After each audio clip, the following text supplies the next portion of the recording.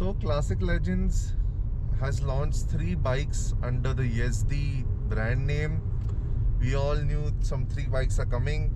We did not know what category of bikes they were, but now with the reveal we know. One is an adventure, one is a scrambler, and one is a cruiser.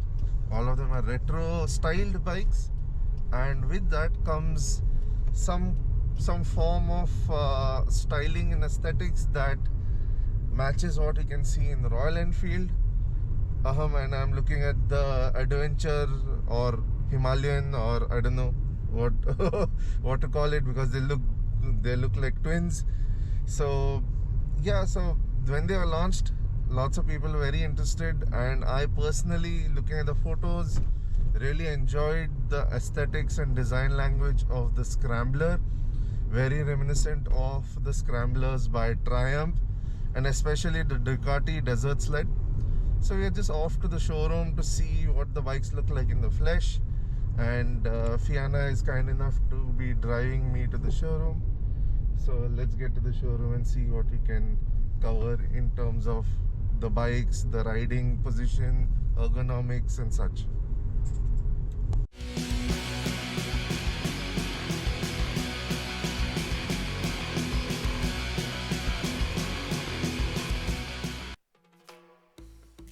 So I've come to the combined showroom where Java and Yezdi both showcase their motorcycles. This is located in Baner, and the first bike that you see is the Yezdi Adventure.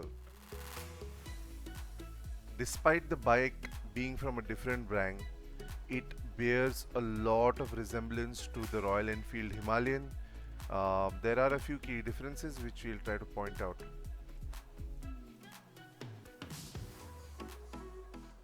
The first few differences that I can see is the rack in the front that's there on the Himalayan as standard. That's not there. You can also see that the tank is fairly different in the shape, though it is still very similar to the design that's on the Himalayan.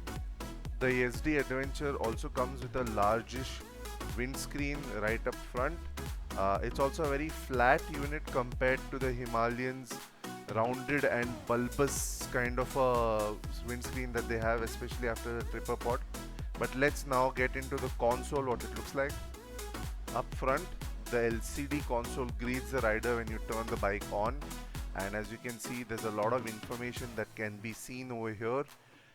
It also has Bluetooth connectivity, and the Adventure comes with Bluetooth and a turn-by-turn navigation system, much like the Tripper setup on the Himalayan. Right next to the console, you also get a charger pod, which look like it's waterproof, and it has 2 slots, a USB Type A and a USB Type C, which is definitely a very interesting choice. Moving on to the mirrors, well, I think the base or the shaft of the mirror is a bit too short to give a good view of what's behind you, especially when you're touring. I think people will mod out the mirrors when they buy this bike. Now let's talk about the seat.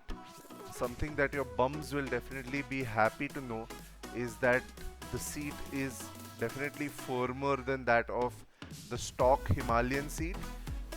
This might be a little bit more uncomfortable in a city ride where you're just quickly getting on and off the bike, but on a longer tour this will definitely aid the rider by providing the support that the stock Himalayan seat doesn't really provide.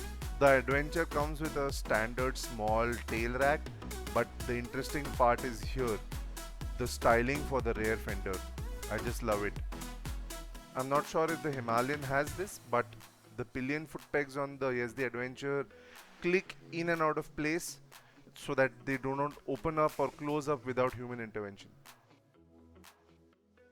Yezdi Adventure comes standard with saddle stays so that people can mount their saddlebags or panniers when they're going on longer rides, and this is definitely a very thoughtful and interesting feature of the bike. Now I'm quickly going to hop onto the bike to give you guys a show of what the bike looks like with somebody really tall sitting on it. The seat is large and wide enough to be very comfortable. I thought that it was.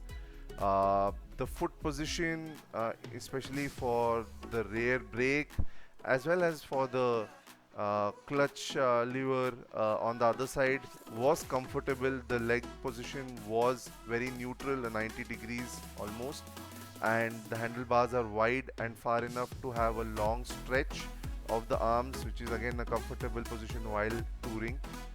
And here's what it would look like for somebody else who's 6'4" sitting on the Yezdi. Now, just for the sake of comparison, here's a normal sized couple sitting on the Yezdi Adventure, and they definitely look very comfortable. The foot peg position for both the rider and the pillion looks to be fairly comfortable. Now let's take a closer look at the Yezdi Roadster, which I think is a direct comparison and a rival to the Meteor 350.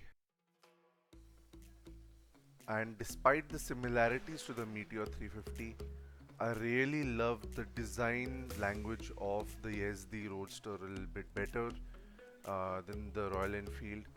The lines, the colors, the matte black paint scheme, all just fits the bill. Aspects like the side mounted key slot that turns on the centrally mounted instrument console just adds to the flair and retro styling of the bike.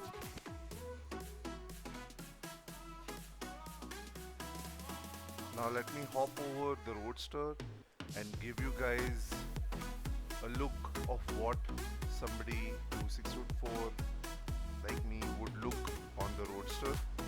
And in that sense, yes, the Roadster does look small in comparison. The styling, the features aside, this might not be the most comfortable bike for a taller rider. Though I have to say that the angle of my knees was not uncomfortable, and the handlebar was not too close or too far away either. It felt relaxing enough, but I'm not sure how it would do on longer rides. And finally, let's look at the Yezdi Scrambler, which is my favorite one of these three bikes.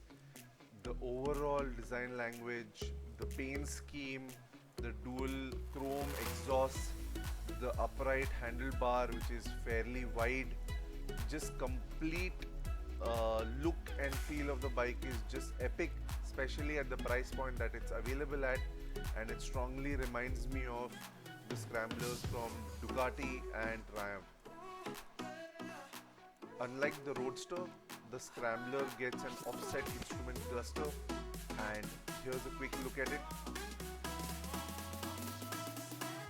The Scrambler's handlebar is nice, tall and wide, giving you a good stance and good control over the bike.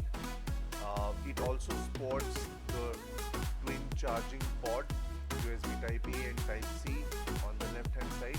Now let me quickly swing my leg over the Scrambler and show you what it looks like when somebody as tall as me is sitting on the bike. And this is for all you tall riders out there, to give you a quick impression of what you would look like on this bike. In terms of comfort, I have no complaints on that front. My angle of the legs, the knees, again very comfortable. Because the seat is a single unit, you can slide further back on it if you need to. The handlebar, as I mentioned earlier, is really tall and really wide, which gives you a commanding posture when you're sitting on the bike. If you have any questions about the video or any other thoughts that you would like to share, please drop them in the comment section and I'll get back to you as soon as I can. If this video was helpful in any way, please consider liking the video and subscribing to the channel. Thanks.